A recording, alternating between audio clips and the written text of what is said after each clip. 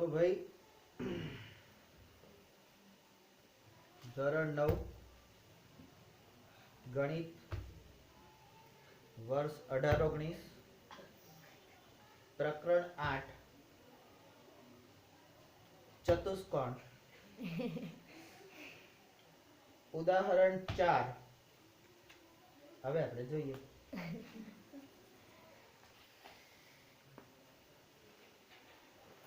તો ઉદાહરણ 4 જે છે એ શું કહે છે, તો એની અંદર રકમના આપણે ભાગ પાડીએ તો એ બે સમાંતર રેખાઓ L અને M ની છેદિકા રેખા P છે, એના માટે આકૃતિ આપેલી છે, બરાબર। તો બતાવો કે અંતઃકોણોના દુભાજકથી બનતો ચતુષ્કોણ એ લંબચોરસ છે। અંતઃકોણ એટલે બે રેખાની છેદિકાથી બનતા અંતઃકોણોના દુભાજક, જે અંતઃકોણ છે એને બે ભાગ કરે છે, એનાથી બનતો જે ચતુષ્કોણ છે એ લંબચોરસ છે, એવું તમારે સાબિત કરવાનું છે, બરાબર। એવું તમારે સાબિત કરવાનું છે, બરાબર। આમાં આમાં આમાં હજી આમાં આમાં જો તો પહેલા તો આકૃતિ દોરો। નંબર 1, હવે બે સમાંતર રેખાઓ એટલે બે સમાંતર રેખાઓ કઈ, તો કે L અને M એવી બે સમાંતર રેખાઓ છે। તો પહેલા આપણે શું કરવાનું, બે સમાંતર રેખાઓ દોરવાની, બરાબર। હું અહીંયા આગળ જગ્યા છે એટલે અહીંયા આખી તમારી આકૃતિ જે પ્રમાણે આવતું જાય છે એમ દોરું છું।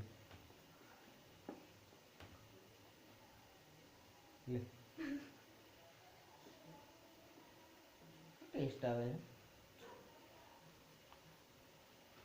તો અહીંયા બે સમાંતર રેખાઓ જે છે, એક રેખા છે L અને બીજી રેખા છે M। તો L અને M આ બે સમાંતર રેખાઓ મેં દોરી। આ બંને રેખા પર PS સમાંતર QR, PS સમાંતર QR એટલે PS બિંદુ, P અને S બિંદુ અને Q અને R બિંદુ, આ બંને એકબીજાને સમાંતર છે। નંબર 2, અને છેદિકા P એટલે આ L અને M ની છેદિકા, L અને M ની જે છેદિકા છે એ છેદિકા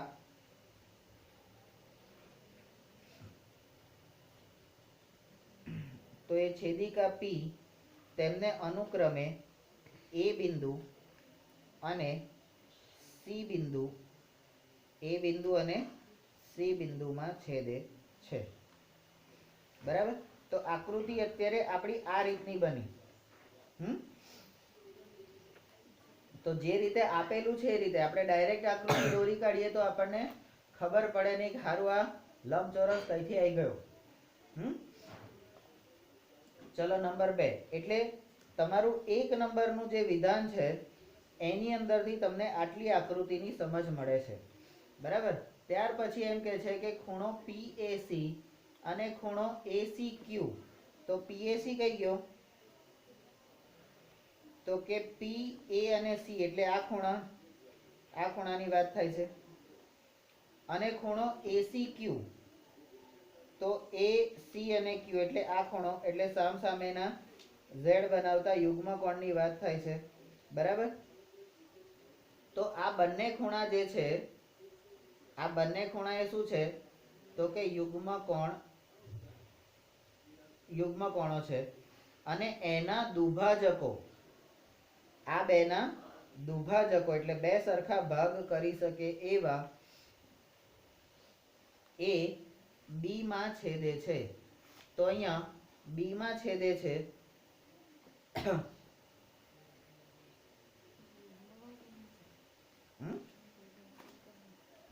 ચમલી આ અહીંયાથી આ ખૂણો અને આ અહીંયાથી આ ખૂણો, તો સામસામેના ખૂણા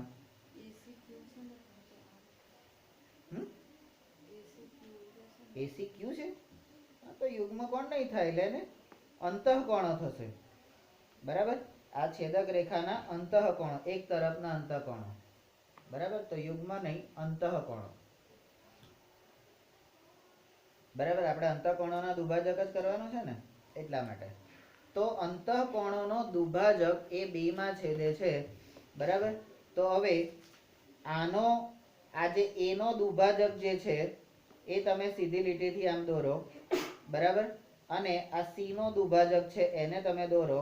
બરાબર, તો આ બંને જ્યાં છેદે છે એ છેદ બિંદુને તમે નામ આપો બી. આ બંનેને છેદ બિંદુ એટલે અંતઃકોણો દુભાગે છે એને તમે બી આપો નામ. એવી જ રીતે નંબર 3 ખૂણો એસીઆર.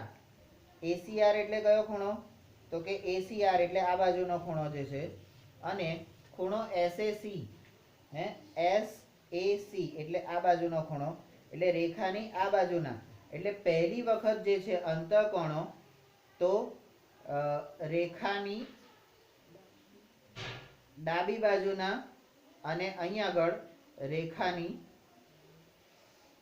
જમણી બાજુના અંતઃકોણો. બરાબર, આ છે.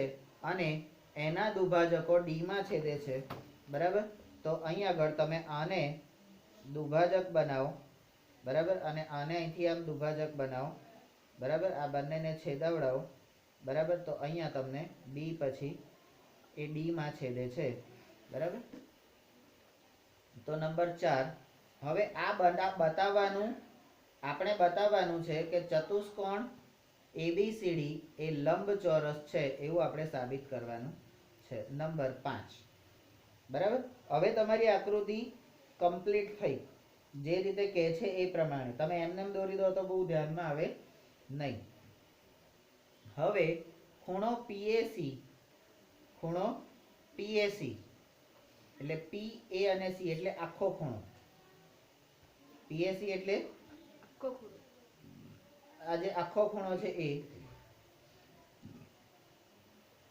અને ખૂણો એસીઆર, એ સી અને આર એટલે આ આખો ખૂણો. બરાબર, એ શું છે તો કે સમાંતર રેખા એલ અને એમ ની છેદિકા પી થી બનતા યુગ્મ કોણની જોડ છે. હવે આ બે તો યુગ્મ કોણ કહેવાશે જ. હવે એ બંનેનો દ્વિભાજક એટલે ખૂણો એ નો એ છે, આખો ખૂણો એ છે, પણ એનો દ્વિભાજક કયો છે તો બીએસી. બરાબર, તો 1/2 પીએસી કરો. બંને બાજુ 1/2 વડે ભાગતા, બંને બાજુ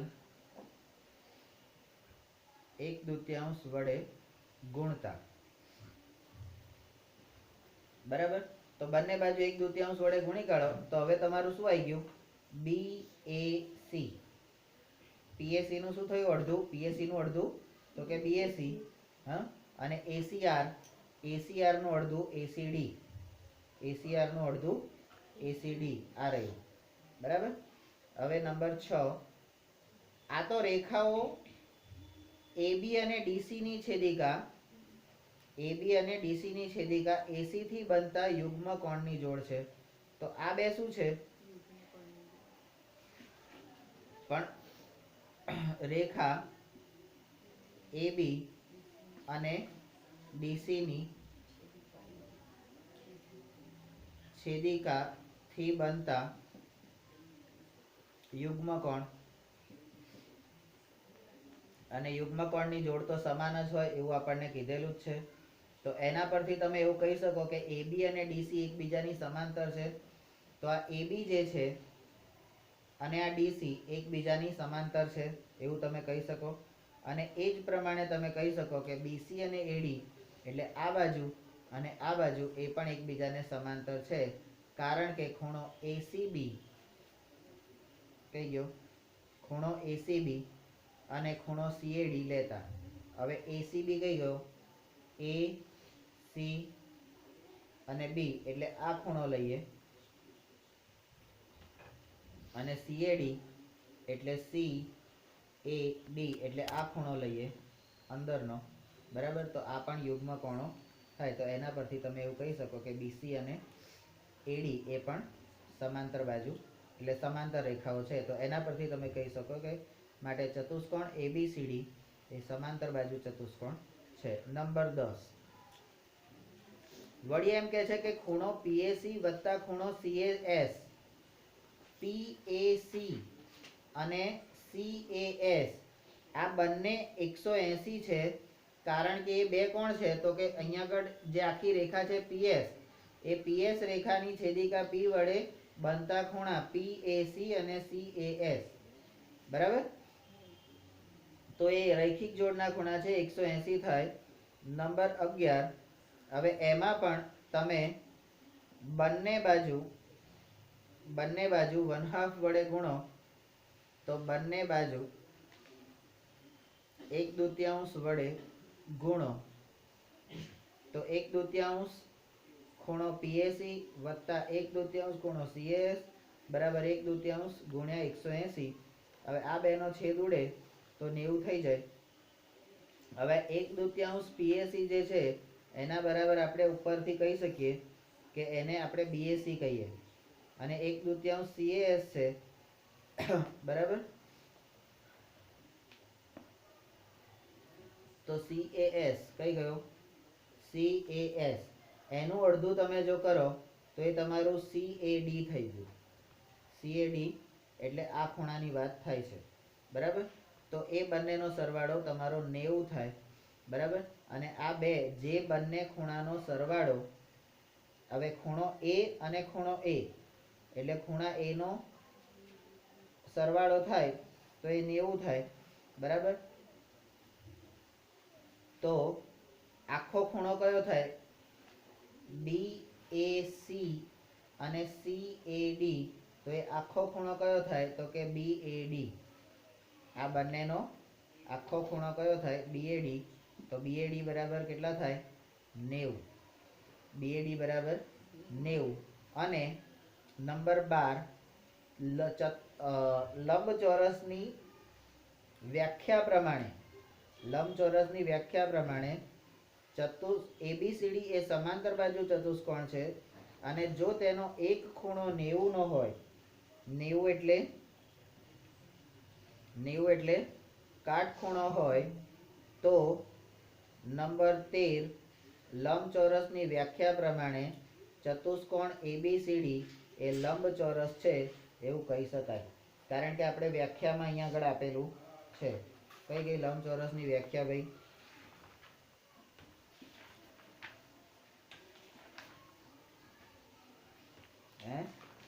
લંબચોરસની વ્યાખ્યા શું છે? તો કે જેનો એક ખૂણો કઈ ગયો?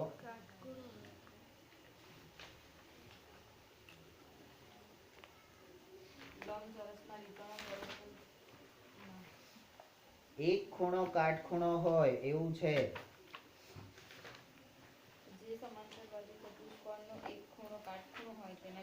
હા, એ ક્યાં છે?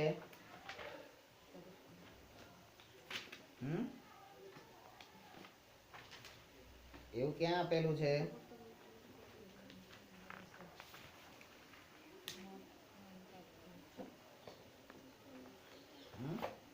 સમાંતર બાજુ ચતુષ્કોણનો એક ખૂણો કાટખૂણો હોય તો એને લંબચોરસ કહેવાય એવું એની વ્યાખ્યામાં આપેલું છે, બરાબર. હવે કે છે ઉદાહરણ 5 છે ને? બોલ તો શું પ્રોબ્લેમ છે અંદર?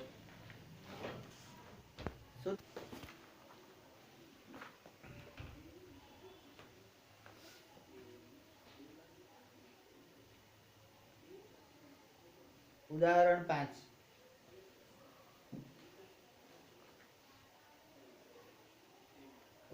5 એની અંદર રકમ છે કે બતાવો કે, ચલો બતાવો તો બધા, કે સમાંતર બાજુ ચતુષ્કોણના ખૂણાઓના દુભાજકો, સમાંતર બાજુ ચતુષ્કોણના ખૂણાઓના દુભાજકો લંબચોરસ રચે છે એવું તમારે બતાવવાનું છે. હવે તમે અહીંયા આકૃતિ પરથી એવું બતાવ્યું કે આ ખૂણાનો દુભાજક અને આ ખૂણાનો દુભાજક એ કાટખૂણો બનાવે, કારણ કે ખૂણાઓના દુભાજક શું કરે? લંબ રૂપે છેદે અને લંબ શું કરે? દુભાગે. પણ કેવા ખૂણે દુભાગે ભાઈ? કાટખૂણે દુભાગે. તો જેનો એક ખૂણો કાટખૂણો હોય એવા ચતુષ્કોણને આપણે શું કહીએ છે? શું કહીએ છે? શું કહીએ છે? લંબચોરસ કહીએ છે. શું કહીએ છે? લંબચોરસ. હા, વ્યાખ્યા ભૂલી નહીં જવાની. જે સમાંતર બાજુ ચતુષ્કોણનો એક ખૂણો કાટખૂણો હોય એને સમાંતર બાજુ ચતુષ્કોણને આપણે શું કહીએ છે? લંબચોરસ. શું કહીએ છે? લંબચોરસ. શું કહીએ છે? લંબચોરસ. હા,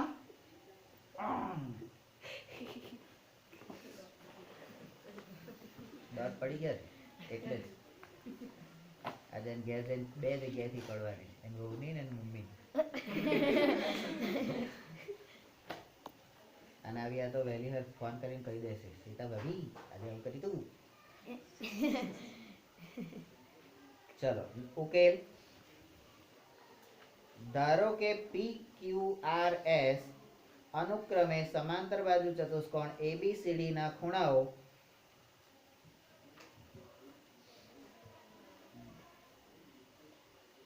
એ અને બી તથા બી અને સી તથા સી અને ડી તથા ડી અને એ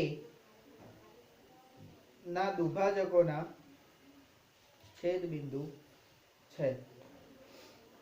નંબર 2, એના પરથી તમને એક ત્રિકોણ મળે છે એએસડી.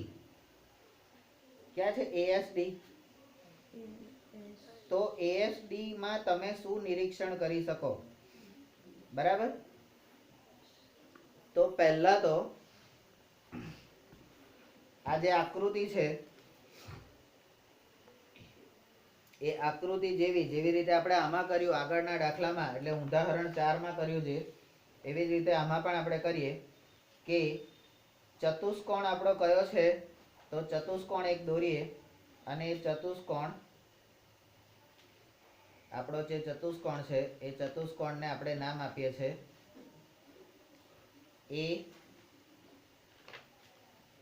એ બી સી અને ડી. એબીસીડી આપણો ચતુષ્કોણ છે અને ખૂણા એ અને બી, ખૂણો એ જે છે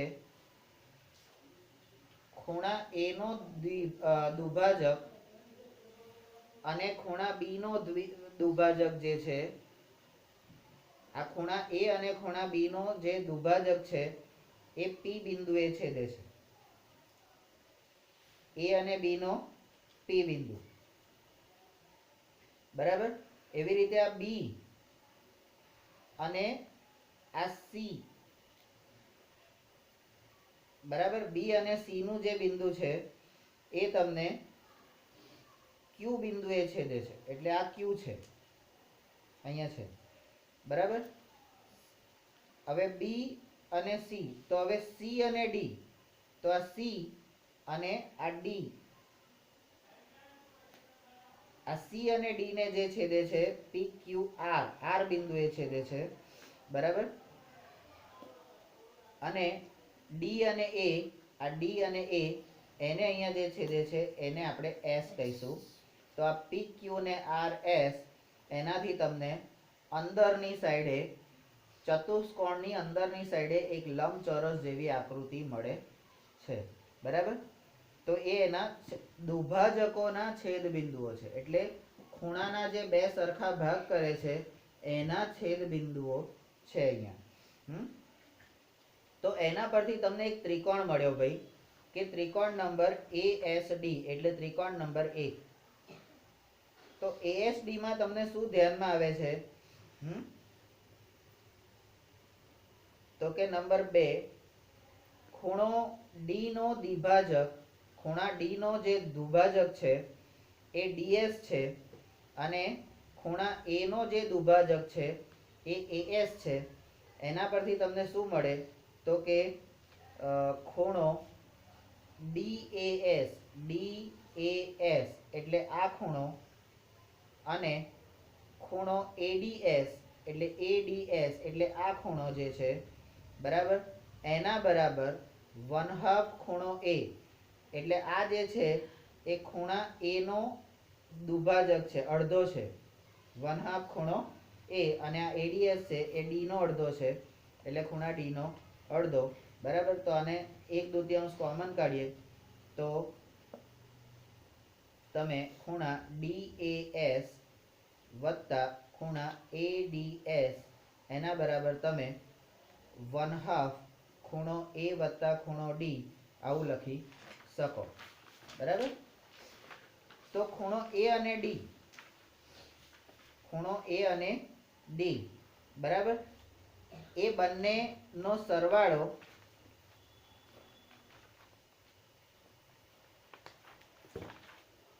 ચતુષ્કોણના બે સામસામેના ખૂણા જે છે, ચતુષ્કોણના, અથવા તો અહીંયા આગળ આપેલું જ છે જો કે ખૂણો એ અને ડી એ છેદિકાની એક બાજુના અંતઃકોણો છે, અને અંતઃકોણોનો સરવાળો કેટલો થાય? અંતઃકોણોનો સરવાળો 180 થાય, બરાબર. તો 1/2 એ વત્તા ડી, તો 1/2 ઇન્ટુ 180 છેદ ઉડાડો 90, તો માટે ખૂણો ડીએએસ વત્તા ખૂણો એડીએસ એના બરાબર 90 તમે લખી શકો, બરાબર. હવે સ્ટેપ નંબર 3, વળી એમ કહે છે કે ડીએએસ વત્તા એડીએસ એટલે આ બે, અને ડીએસએ એટલે ત્રીજો ખૂણો કયો થયો તો કે ડીએએસ એટલે આ ખૂણો, એડીએસ એટલે આ ખૂણો, અને ડીએસએ એટલે આ ખૂણો, આ ત્રીજો ખૂણો ત્રિકોણનો, બરાબર. તો આ ત્રણે થયા તો એના બરાબર 180. કેમ તો કે ત્રિકોણ, એટલે આ ત્રિકોણ કયો થયો તો કે ત્રિકોણ એએસડી, ના 3 ખૂણા, બરાબર. તો ત્રિકોણ ના ત્રણેય ખૂણાનો સરવાળો 180 થાય. એમાંથી આ બે જે છે એ તમને 90 મળી ગયા છે, બરાબર. આ શોધવાના છે, ટોટલ 180, આ 90 આ બાજુ જતા રહે, તો માટે ખૂણો ડીએસએ બરાબર 180 માઇનસ 90, 180 માંથી 90 જાય એટલે એના પછી આ આવશે, તો ડીએસએ બરાબર 90, બરાબર. ડીએસએ બરાબર 90, તો ડીએસએ એટલે આ જે ખૂણો છે એ ખૂણો કેવો છે? કાટખૂણો છે, બરાબર. તો નંબર 4, આથી તમે કહી શકો કે ખૂણો પીએસઆર જે છે એટલે ખૂણાની આ પીએસઆર એટલે આ જે ખૂણો છે, જો આ ખૂણો કાટખૂણો હોય તો બે રેખાઓની છેદિકાથી બનતા અભિકોણ, બરાબર. તો આ જે છે તો અભિકોણ થયો, આવી ગયો અભિકોણ, બરાબર. તો પીએસઆર પણ કાટખૂણો થાય, બરાબર. હવે જો આ ચતુષ્કોણનો કોઈ પણ એક ખૂણો કાટખૂણો થઈ ગયો તો બીજું કશું કરવાની જરૂર પડે ખરી? નહીં પડે ને, પણ તોય આપણે કરવાનું, બરાબર. એક ખૂણો કાટખૂણો થઈ ગયો એટલે આપણે અહીંયાથી કહી શકીએ, બરાબર. તે જ પ્રમાણે આપણે ખૂણો એપીબી 90 અને એસપીક્યુ એ પણ 90 બનાવી શકીએ. એપીબી કયો છે? એ પી અને બી એટલે આ ખૂણો, બરાબર. પછી એસ પી અને બી, એસપી અને ક્યુ, તો એ પણ એ જ ખૂણાની વાત થાય છે, બરાબર. તો એને પણ તમે 90 બનાવી શકો. અને એ ખૂણા DSA માટે બતાવ્યું એ જ પ્રમાણે, એટલે આ DSA માટે આપણે જે પ્રોસેસ કરી ને આખી પ્રોસેસ, બરાબર, એવી પ્રોસેસ આપણે અહીં આગળ કરવાની છે. તો એના માટે કયો ત્રિકોણ આવશે તમારો? તો ત્રિકોણ આવશે APB. ASB જે ત્રિકોણ હતો ને એ આ હતો. હવે તમારો ત્રિકોણ આવશે APB. આ ત્રિકોણ માટે આપણે આ સાબિત કરી શકીશું, બરાબર. અને નંબર 6, એ જ પ્રમાણે તમે ખૂણો PQR, PQR એટલે PQ અને R એટલે આ ખૂણો એ પણ 90 નો, અને SRQ એટલે આ ખૂણો એ પણ તમે 90 નો એવું સાબિત કરી શકશો, બરાબર. તો હવે ચારે ખૂણા કાટખૂણા થઈ ગયા. તો ચતુષ્કોણ PQRS ના બધા જ ખૂણા કાટખૂણા છે, બરાબર. નંબર 8, શું તે લંબચોરસ છે એવો નિર્ણય આપણે લઈ શકીએ? કારણ કે બધા ખૂણા કાટખૂણા હોય તો ચોરસ પણ હોઈ શકે ને, હે, ચોરસ પણ હોઈ શકે. પણ અહીંયા લંબચોરસ એવો નિર્ણય લઈ શકીએ? તો નંબર 9, તો કે ચાલો આપણે ચકાસીએ. નંબર 10, આપણે બતાવ્યું કે ખૂણો PSR બરાબર ખૂણો PQR બરાબર 90 અને ખૂણો SPQ બરાબર ખૂણો SRQ બરાબર 90. આમ નંબર 11, સામસામેના ખૂણાની બંને જોડ સમાન છે. સામસામેના ખૂણાની બંને જોડ સમાન છે, બરાબર. એના પરથી તમે કહી શકો કે PQRS એ સમાંતર બાજુ ચતુષ્કોણ છે. અને નંબર 13, તેનો એક ખૂણો, ખરેખર તો બધા જ ખૂણા, એક ખૂણો 90 નો છે, બરાબર. અને તેથી તે લંબચોરસ છે, બરાબર. અહીંયા આકૃતિ તમને લંબચોરસ દેખાય છે એટલે તમે લંબચોરસ કહી શકો. બાકી જો ચોરસ હોય તો ચોરસ પણ આવી શકે, બરાબર. પણ સમાંતર બાજુ ચતુષ્કોણ છે, સમાંતર બાજુ ચતુષ્કોણ છે જેમાં સામસામેની બાજુઓ સરખી હોય, સમબાજુ ચતુષ્કોણ નથી. જો અહીંયા સમબાજુ ચતુષ્કોણ હોય તો વચ્ચે ચોરસ બને, સમબાજુ ચતુષ્કોણ હોય તો વચ્ચે ચોરસ બને. પણ આ સમાંતર બાજુ ચતુષ્કોણ છે તો એમાંથી લંબચોરસ બને, બરાબર. તો એ આપણે ધ્યાનમાં રાખવાનું છે. હવે આના ઉપરથી હવે આપણે જે કરવાનું છે તો ચતુષ્કોણની બીજી શરત જે છે એ ચતુષ્કોણ સમાંતર બાજુ ચતુષ્કોણ થાય તેના માટેની બીજી શરત, એ શરત આપણે, અને ઉદાહરણ 6 એ આપણે પછી ભણીશું. અને ત્યાર પછી સ્વાધ્યાય મધ્યબિંદુ પ્રમેય, અને મધ્યબિંદુ પ્રમેય પછી તમારું ચેપ્ટર ઓલમોસ્ટ